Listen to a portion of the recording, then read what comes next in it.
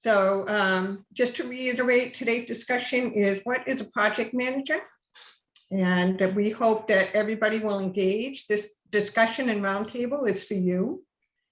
So if anybody has any questions or would like to add to the conversation, we welcome that, as always.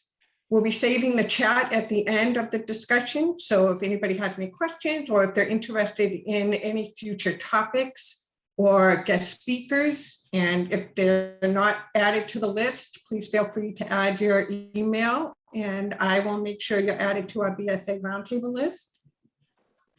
But I think I'm just going to mention one more time about the BSA election next Tuesday. If you're a BSA member, please vote. And I'm going to stop sharing this screen right now.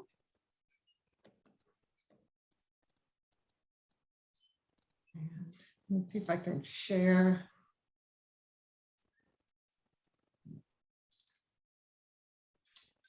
I'm going to let Patty start off the discussion. Right, we just did a quick little blurb about what a project manager description is. Yeah. Hi, everybody. What? Do you say anything? Okay. All right. Okay. Hi, everyone. I see that we have some new faces and some faces that we've seen before, but we thought we would just start this discussion by maybe starting from the beginning. We sort of jumped in the previous sessions about project management and what that was and staffing and how people develop fees and that kind of thing. But we thought about, maybe we should start from the beginning about what is a project manager, and if you know what they are, what are their roles and responsibilities within your office, and then maybe talk a little bit about how you go about training them. I found a very good 40-page document that the AIA and NCARB put out from the emerging professionals. It's called General Project Management, and we can share that with everybody after that. But we wanted to just talk a little bit about what it means to be a project manager and what those responsibilities are. And I think these bullet points pretty much sum it up. We prepare strategic plans. There's responsible for coordination efforts between the team and other entities. And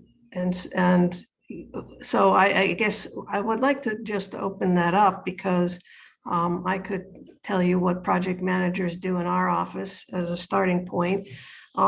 We have bi-weekly project managers meetings in the office, and people are invited who are actually running projects. Our CFO,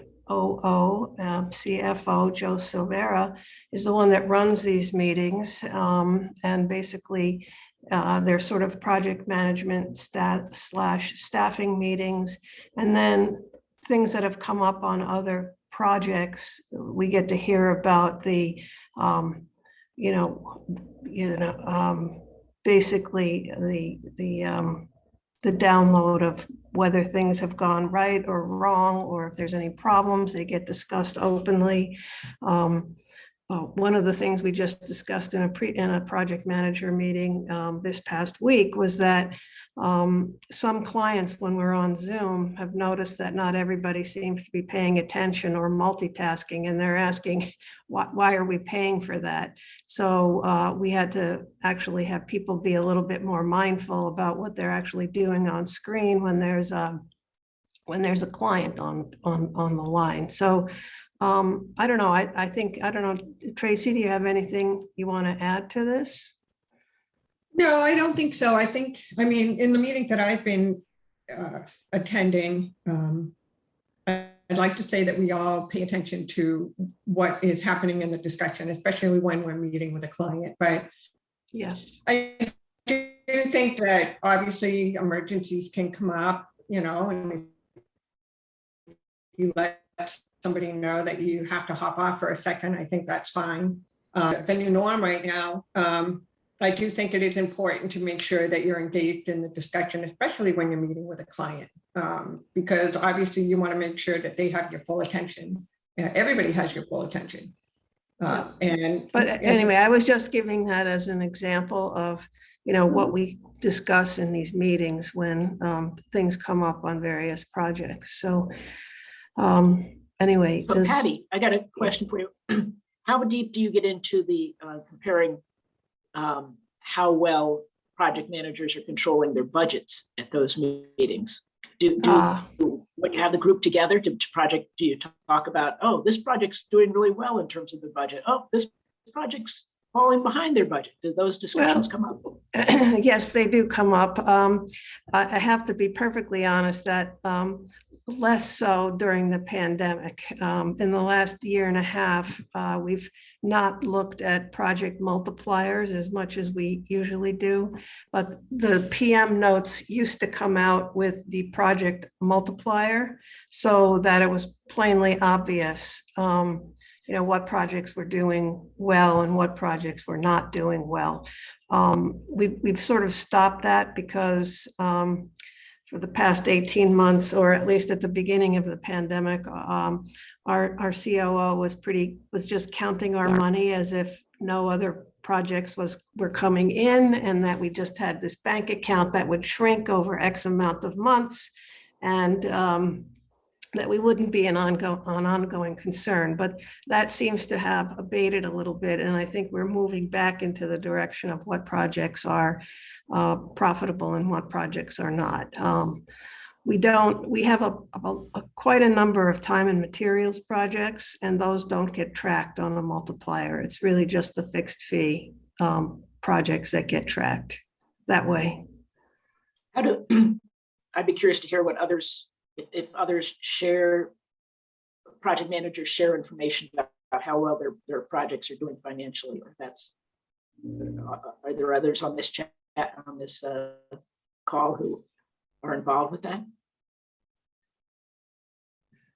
Well, that's a good question, Laura. And I think the other thing that we do share as well is receivables, that we discuss those as well, especially during billing meetings or at these project manager meetings. Aged receivables are a problem, and so project managers then have to make the uncomfortable call to find out why we haven't been paid and stuff like that. So that's another responsibility. But I think it's a good question. I'd love to hear how other people's offices track that kind of thing.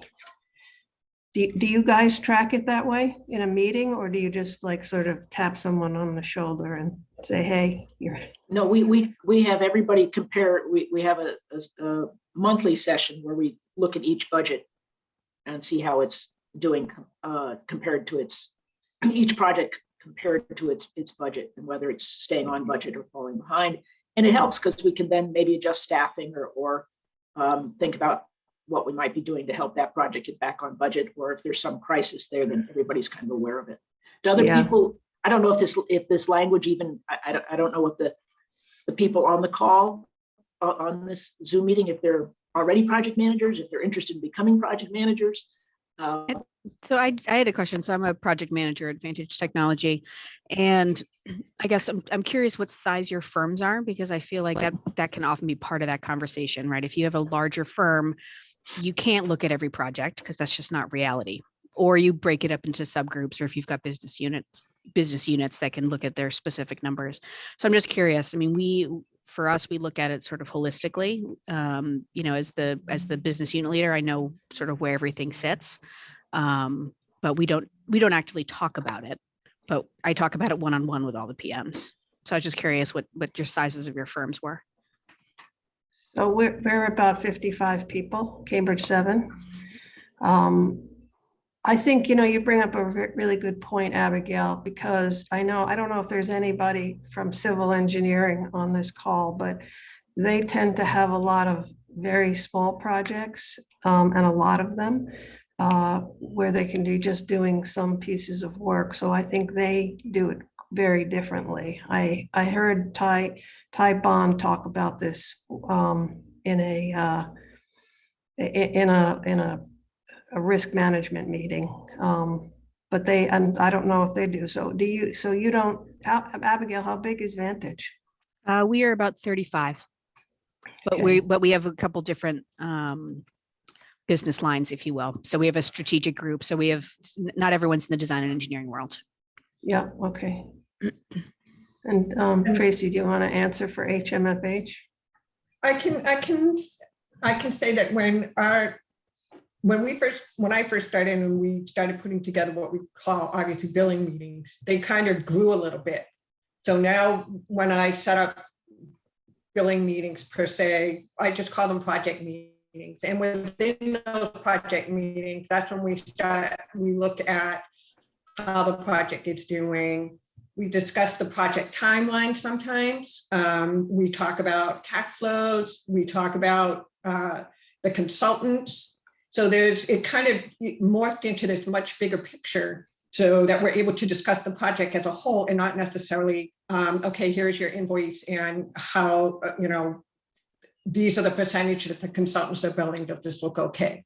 So I think it's more beneficial when you're talking about a project that we're able to discuss a lot more than billing at that point, which I think helps. And even though it is just monthly, I feel that being able to get as much information about the project and how it's going is helpful for everybody that's at the meeting.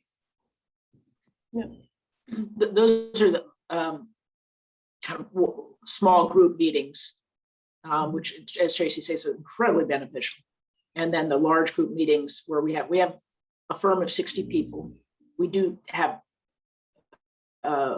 tend to have a kind of a handful of very large projects. So we are all sharing information across projects at that point, at those monthly meetings.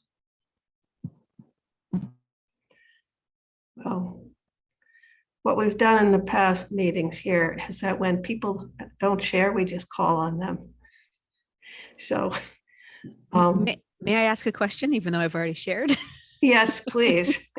I guess I'm curious to know how your various companies, or even you in particular, look at workload, and how do you track it to really figure out, you've got someone who's got a 60-hour week and you've got someone who's got a 30-hour week. How do you track it? Do you have a program like a Deltec, or do you do it by an Excel spreadsheet? Or I'm just curious to know what people are doing and what's working and what maybe it isn't. We use Deltec Vision and timesheets. And then I'm remiss to say, not remiss, but I'm chagrined to say that we have a program that was developed maybe 25 years ago by someone who wrote software for Harper and Schumann.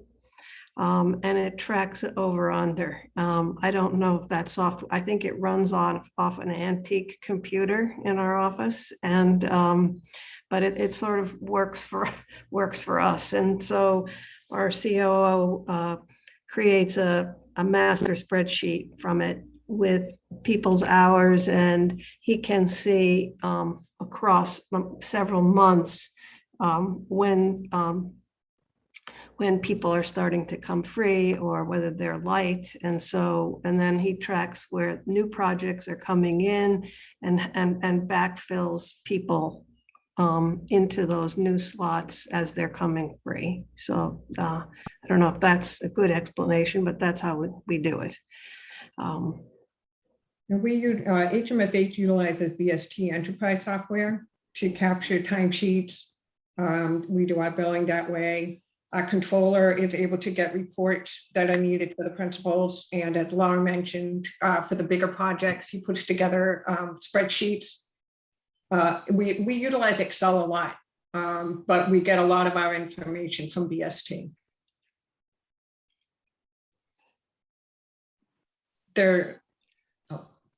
Hi, I'll chime in. This is Shelley from Roadie Architects. We are a small architecture firm, about 30 people. And just to go through the list of things that everyone has been discussing so far, we first of all, we meet with our project managers twice a month on their projects. So once mid-month to make sure that things are still on track. And then once at the end of the month for the billing purposes. The mid-month meeting is really to make sure that that people are aligned with the allocations, that there wasn't any big changes in the projects. And this is with like our accounting manager, our CFO, and the project manager. And so we go through, we have a lot of active projects. And so, this is why we do it on a, twice a month to make sure that we're like responding to any changes that are going on within the project. We don't share like how a project is doing, across the board to all the project managers, because we do have a lot of projects. It just doesn't work out where we have that type of capability, but we do kind of roll that financial information up and share it with our associates. And so there is an opportunity for them to see like how we're doing as a whole. With the firm. And then in reference to staffing, we have a weekly staffing meeting where we look at all of our folks in what they're allocated for the upcoming week, and then also for the next 12 weeks going forward.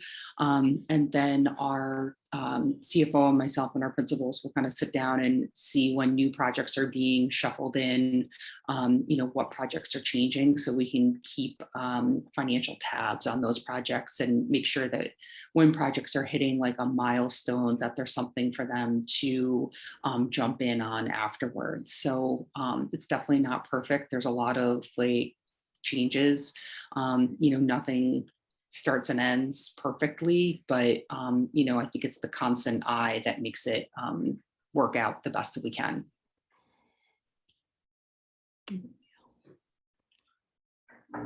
The project's not stopping is basically the biggest killer of a fee, right? Not ending when you need to end. So we have a very technical term when we list the projects.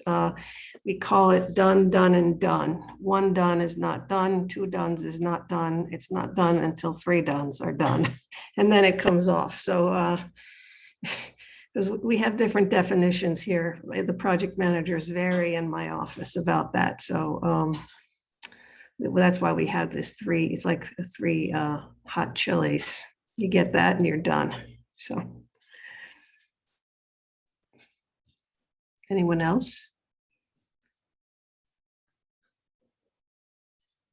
It looks like there's a lot of you, and it would be great to hear from others.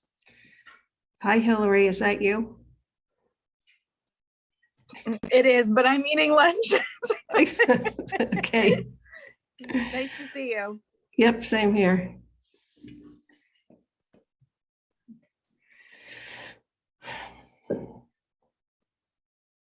Is there anything anybody wants to talk about that's on the list here, or I can stop sharing? Yeah. Let's see. I'm happy to stop sharing so we can all, there we go. Well, maybe most people are eating, Hillary. Maybe you're not alone. I'm curious just to hear people talk about their different size firms and how many projects. Do you have like one project manager per project? Does it project manager and typically overseeing multiple projects? I'd just be curious to see also the difference between architectural and engineering firms. So if anyone who's not eating right now wouldn't mind just giving a little background into their firm and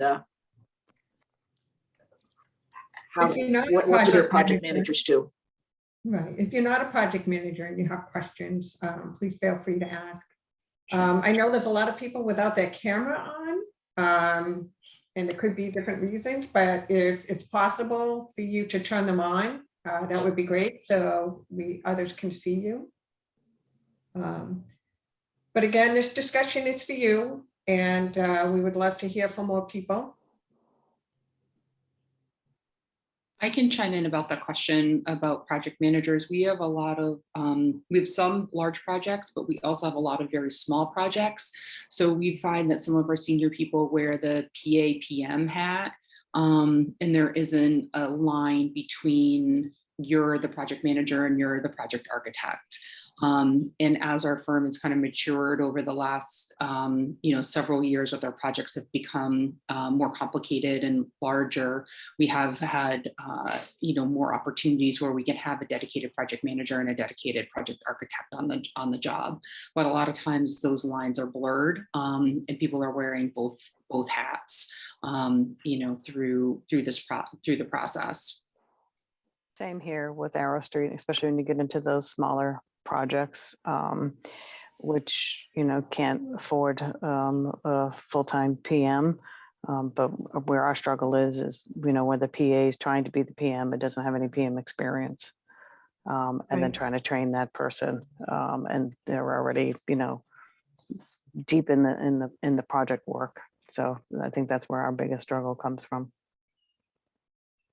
One thing that we're doing from a training perspective is what was recommended to us was a book called Find the Lost Dollars. I don't know if anyone's read it or heard of it. The consultant, her name is June Jewell.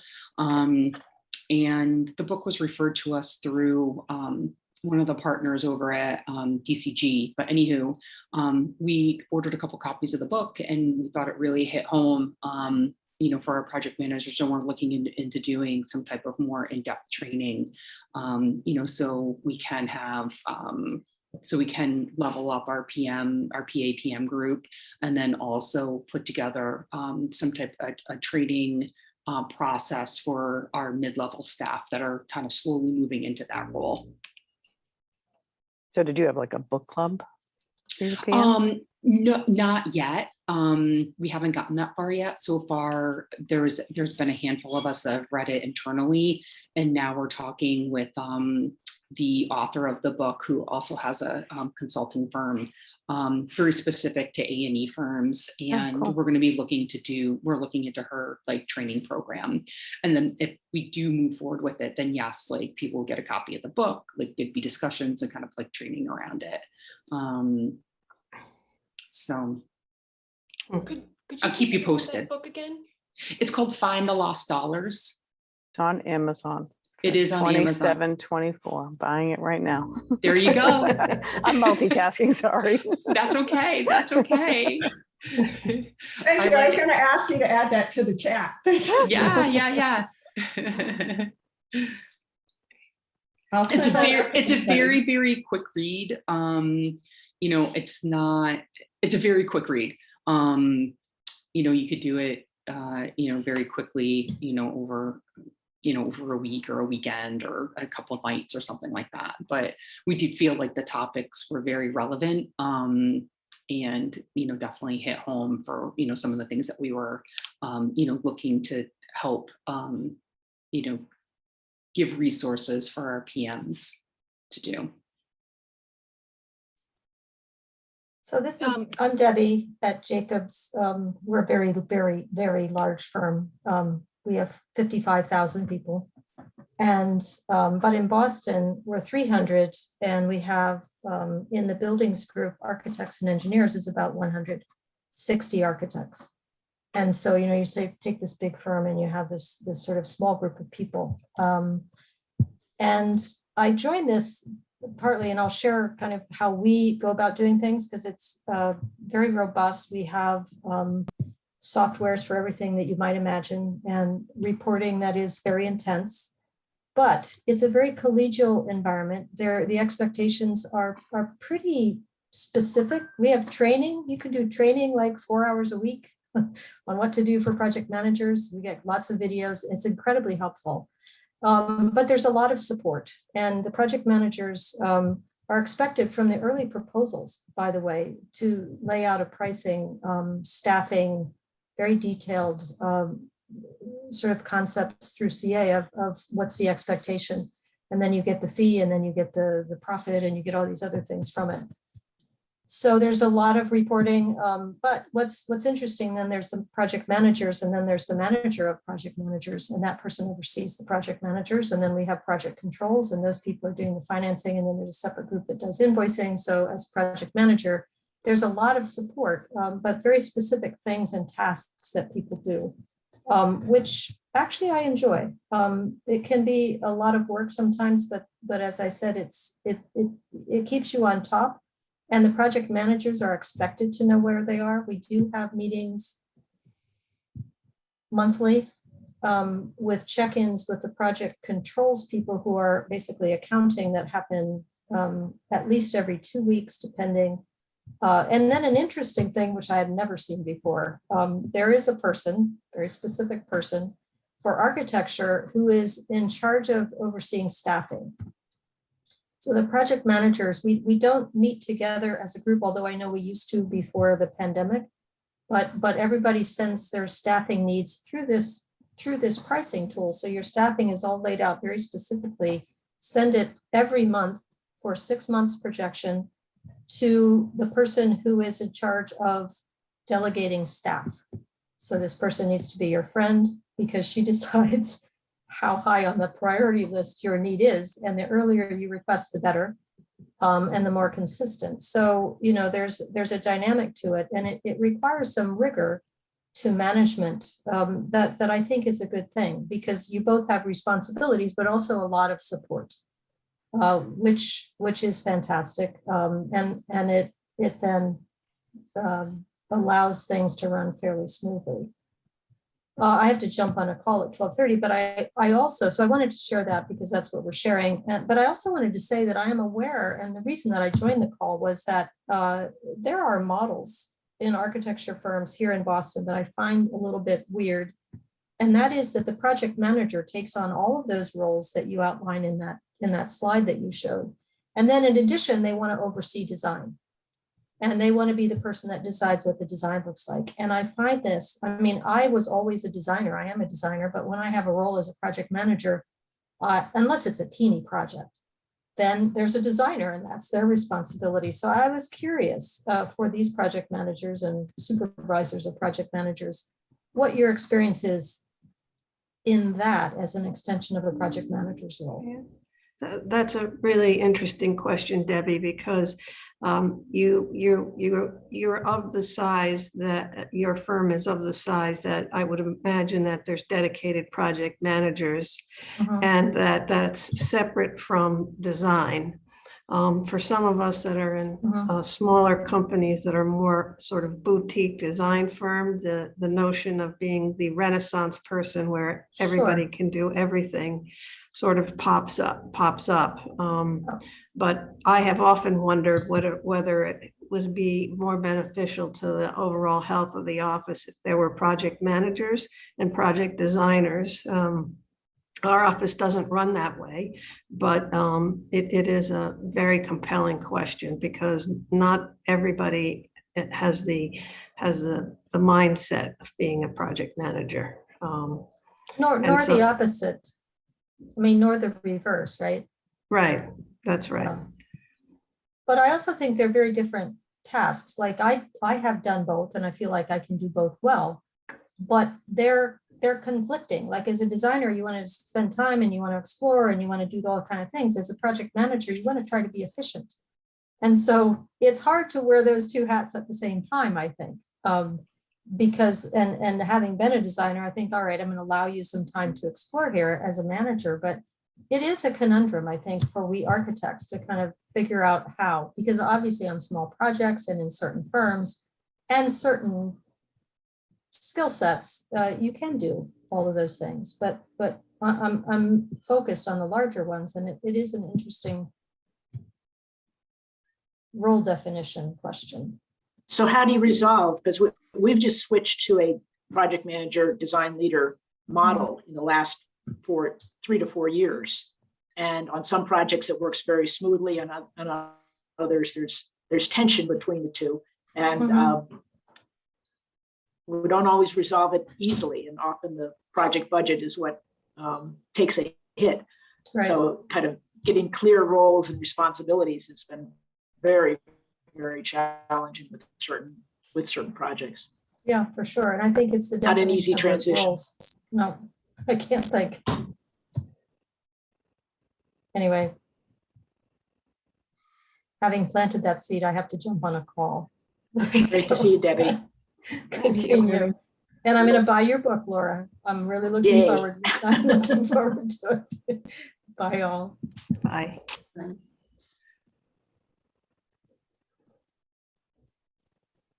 Do others do it primarily, project manager does design, or do different firms handle it? That was Do- one of my questions because I know there's a few people on here that are of firms that are in the numbers on two hands or less group. And if there's some advice or some type of thoughts that you could talk to about extremely small sizes of firms.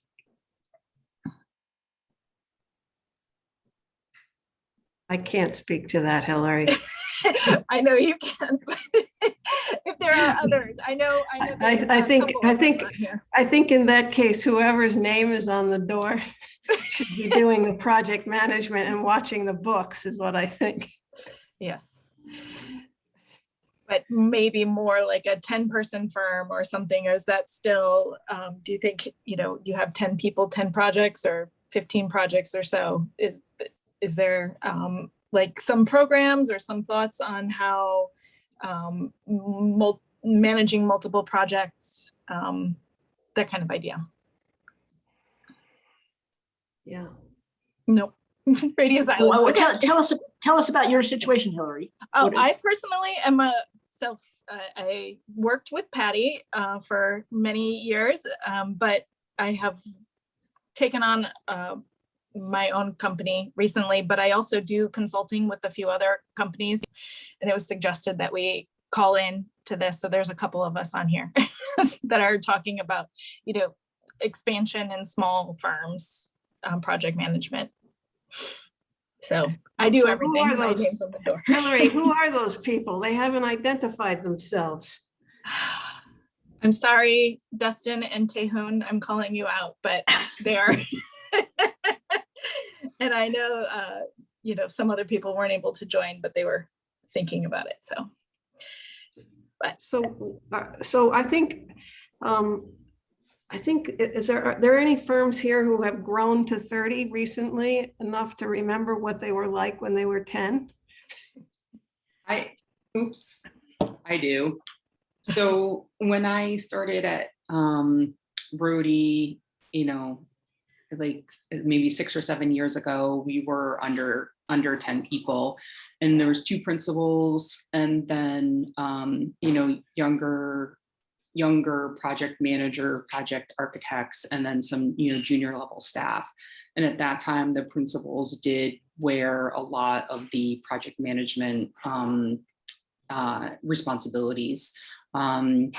We've always been like a young firm in general, so there wasn't anyone that had these 20 or 25 years of experience that have built like all these buildings. Like we were just kind of relying on group knowledge and kind of a collaborative experience, and the projects were smaller at that point, so people were probably like, even our PAs were always juggling multiple projects. They could have been assigned to probably like on average 3 different projects, but they were smaller of size.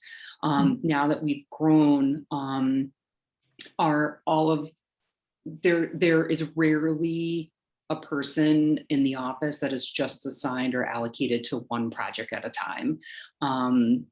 People are normally from interns all the way up to our project managers, they're always assigned to multiple projects. And so one of the projects could be like the bigger of the projects that they're working on. And then they're also shepherding smaller projects as well.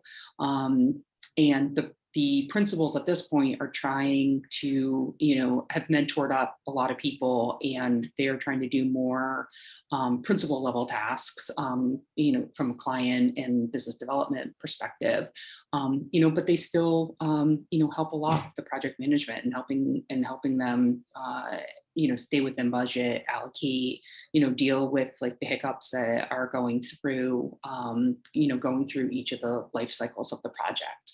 So I think we normally hire for experience and kind of like more of a generalist than someone who is very specific in one particular task, because people are working on different projects at different levels and possibly in a different role. So for us, it's very important to have people that can kind of wear both hats, like Debbie was talking about. So, if they need to be in a PM type role, they have support of other people that can help them in that position. But if they also need to be in a design lead role, they can do that as well. And it's not easy and it's not perfect. Some people are just more gravitate towards like more of the design side, if we will, but they enjoy kind of we're trying to get them to enjoy the business side of it and looking at it as kind of growing the project from a management and a success side of it as well, from financial for a financial side, and giving them that kind of insight. It's become more meaningful for them to see like, oh, actually, like when someone spends X amount of hours more on the project, then this is how it impacts, the budget, and this is how it impacts, the project. And in turn, this is how it impacts like the profitability of the organization, and what we can, what we can supply, our staff, and whether, whatever that is, to go forward. So kind of connecting all of those dots has been important. But it's been, we don't have someone her role is only project management. Everyone wears both of those hats, whether it's good or bad, or kind of averages out at the end. Yeah, I think it's a really, if you're a firm of like, 1 to 10 people, you've probably all come together because you enjoy doing design. And you haven't thought, oh, this is actually a business. And so sometimes it's helpful to have people that aren't like you, that you're teaming up with, to basically control your impulses to continue spending money and time on a project.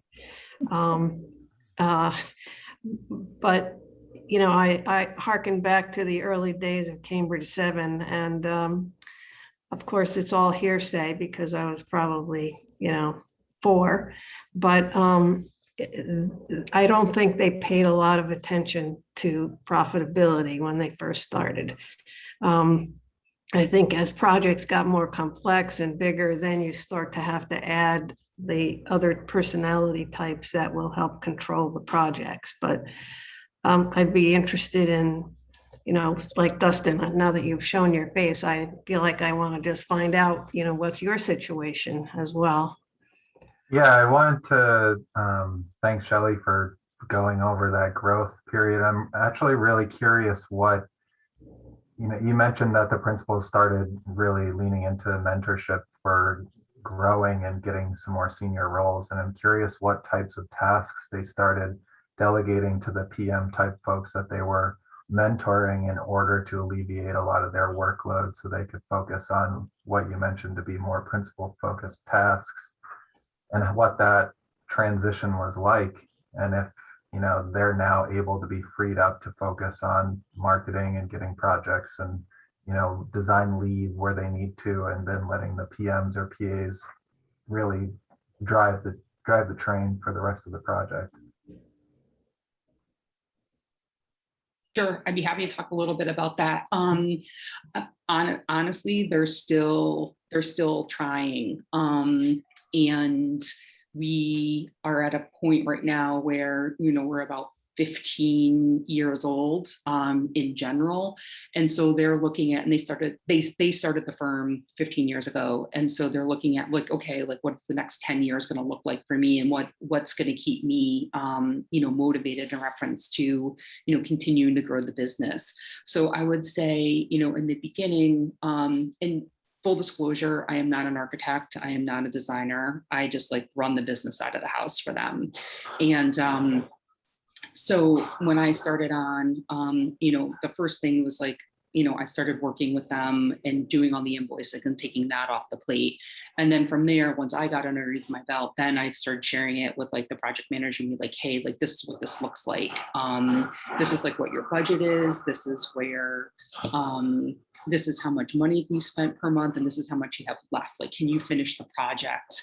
Can you finish the project or get to done, if you will, at the end, based on this fee or based on, what the timeline is. From there, they opened up the door and had them start working on the proposals and the fee proposals.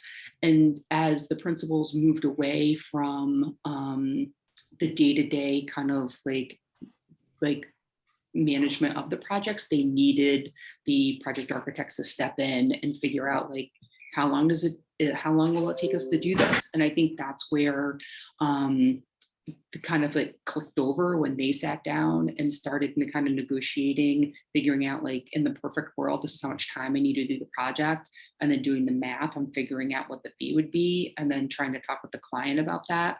That's when that kind of clicked over with the project architects and the project managers about, what a fee is, how much time. It's not like an never ending pool of hours and funds that the client's going to pay for, and really understanding what's important to the client. And so then they could, focus on those things. They're involved, the project managers. Then we took a step further, the project managers do all of the staffing. So the principals do not do any more of the staffing. They're in charge of kind of managing their workload and their staff, and kind of negotiate. Also, our staff is with 30 plus people. People are going to be working under different principals, different project managers on different projects. And so, under these project managers need to understand who's got what deadline, where, if there's like a push, they're, trying to manage that between themselves. And so they can give the priorities to the designers that are working underneath them. And so I think with every little step that we take, it frees up more time from a principal perspective. They still are the ones doing most of the business development, but it's given us an opportunity to kind of reach out. Most of our work is in downtown Boston, but it's given us an opportunity to kind of reach out to other areas and pursue some different opportunities that we might not have been able to do before.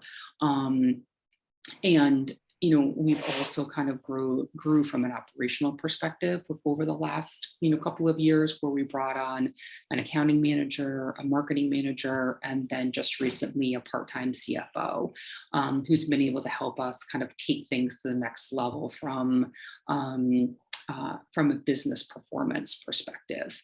And so that's kind of how we've kind of tied it all back. But we do talk about the business of the organization. They're all designers, they're all architects, but we talk about this as like a business, and how they need to kind of maintain that. We need the cash, we need our clients to pay. That we can't just keep writing things off because you wanted to iterate 12 times on something where the client just needed you to get it done. The iterative process of design can sometimes kill you. But then we take it from there. But it's really tying those two things together so they can understand how their design and how they're managing their projects kind of ties to the client's needs and then ties to the budget at the end of the day. If I could add something as a younger architect, and apologies, I don't have my camera on. My computer has not been behaving. And this is the first time I'm participating in the roundtable, so I wish I had my camera on, but you can Google me if you want to see what I look like. But anyway, as a younger architect, I cut my teeth doing construction administration. That was my first job out of school, so it was kind of a rare experience. And I think part of the difficulty in architecture is the way that we educate young people who are coming into the profession.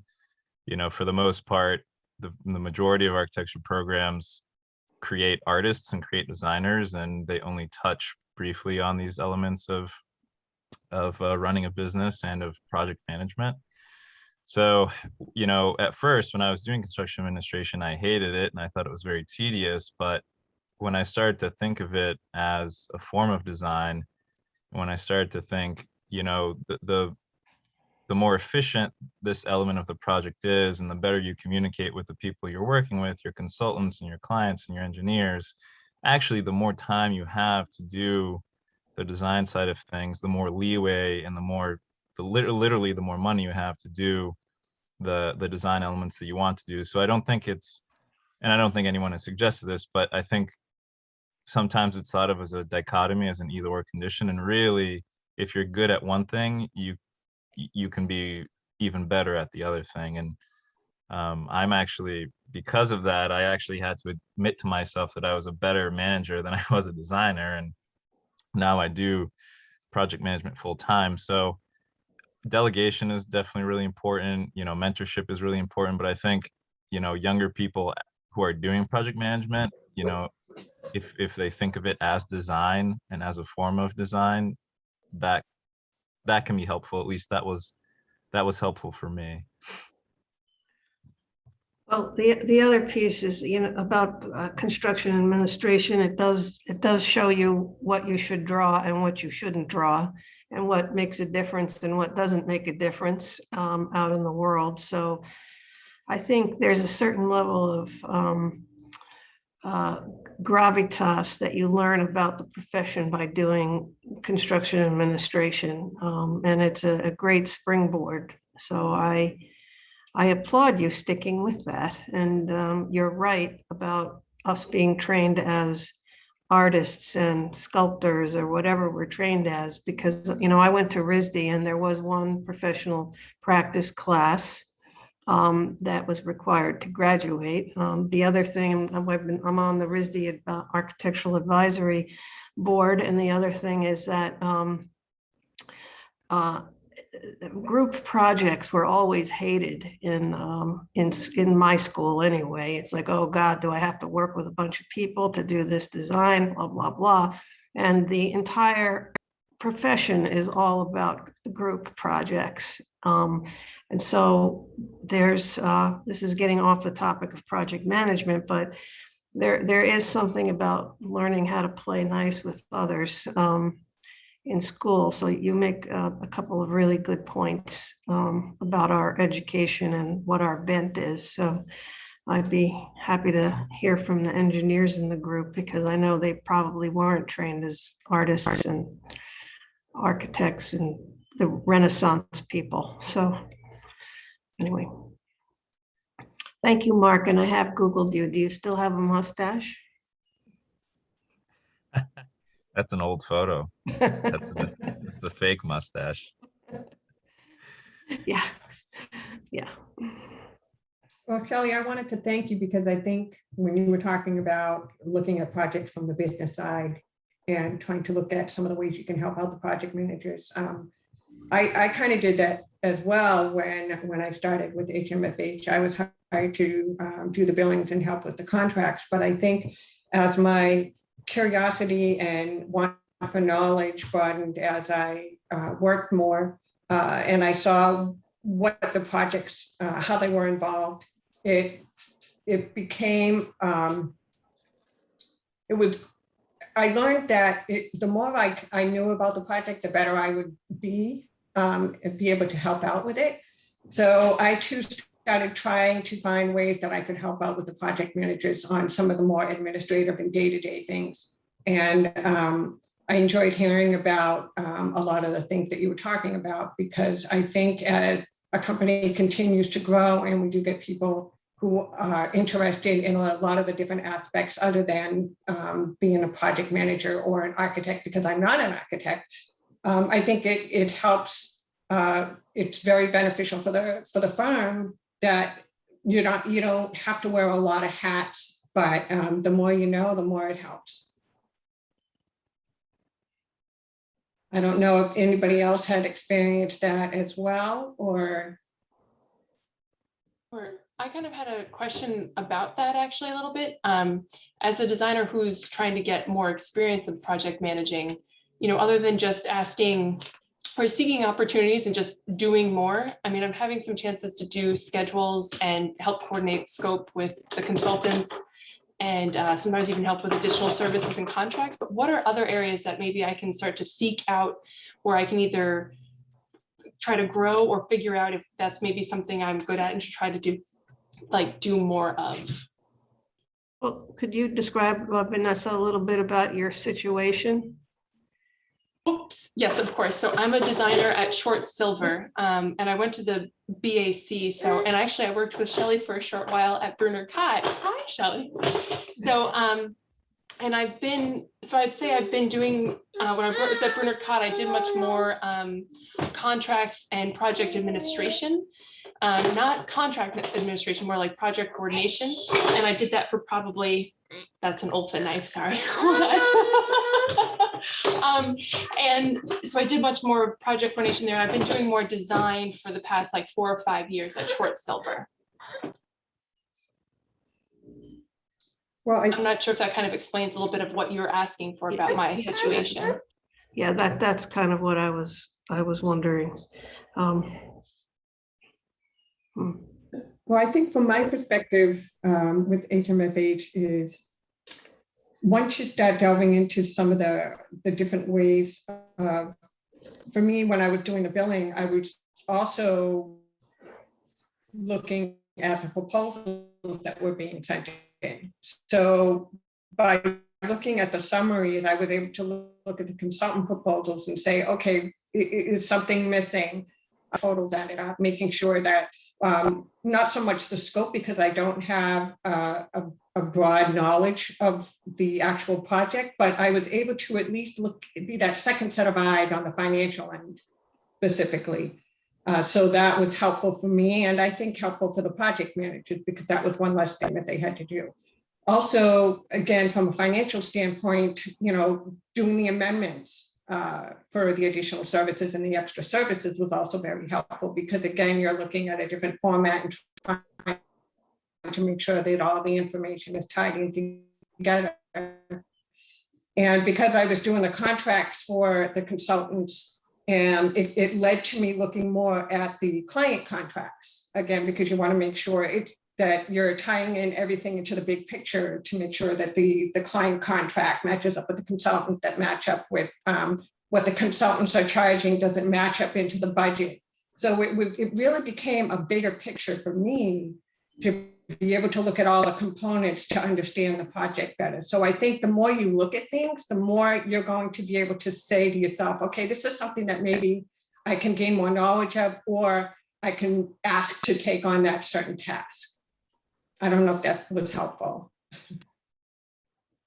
That's incredibly helpful. It's looking to try to understand a little bit more about how the prime is tying in. So thank you. And just to add, another thing just to add on to Tracy's is this whole notion of asking to get involved with proposal writing. Because often going through that process, maybe you start out helping with graphics and later get into writing some of the content, and then kind of, okay, how are we going to decide the fee on this? But that front end piece really exposes you to a lot of the pieces of what will become the project manager's role. So how the project is described, how you're going to be approaching it.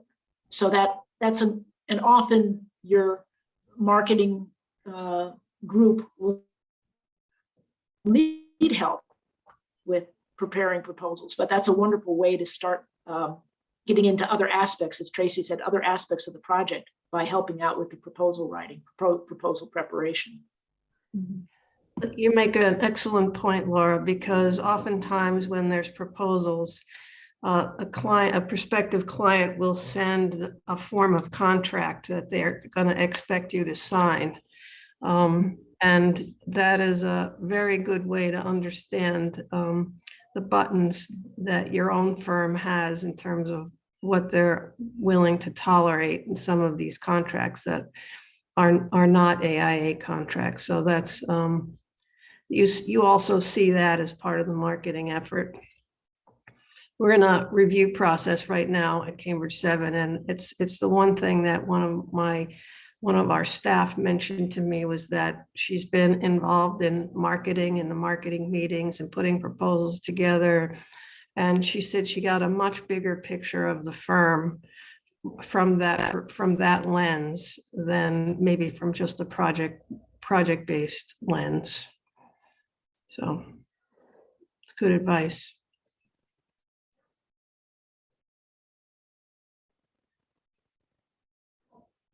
I know we're coming up to about 1 o'clock. I don't know if anybody else has any other questions or any feedback. If you want to add your email into the chat, if you've not attended before, I'll be more than happy to add you to our list. And I want to thank everybody that contributed to the discussion today. I hope those who weren't able to, that you were able to get a good, some knowledge on what we talked about today. We are going to have our next meeting in January. We know that the end, November and December at the end of the month are the holidays. So we're going to try to push off into 2022. And we hope to see a lot of you at the beginning of the new year. If you have any questions or anything, please feel free to email Patty or myself. Again, our emails are available in the BSA Roundtable group that I send out. So does anybody else have any questions or anything? No. Well, I hope everybody has a great rest of the afternoon. And again, it was a pleasure to see those who have been here before, and it was great to see some new faces. Yep. And Shelley, thank you for sharing as much as you did about your firm there. Thanks. Of course, happy to participate and contribute any way I can. Thanks. Thank you. All right. Bye, everyone. Thank you. Bye, Thank everyone. you. Thank you.